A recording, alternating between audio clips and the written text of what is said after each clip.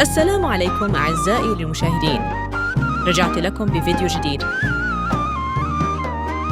لا تنسوا اللايك والاشتراك في القناة وتفعيل جرس التنبيهات ليصلكم كل ما هو جديد.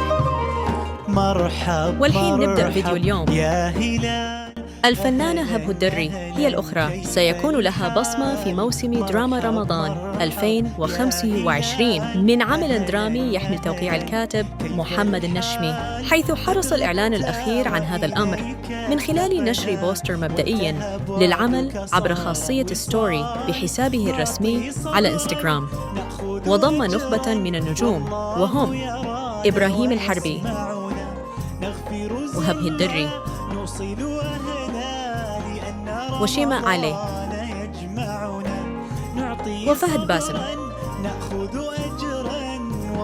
وغيرهم من النجوم، حيث تولى الإخراج المخرج محمد القفاص والإنتاج بسمة عبد الأمير.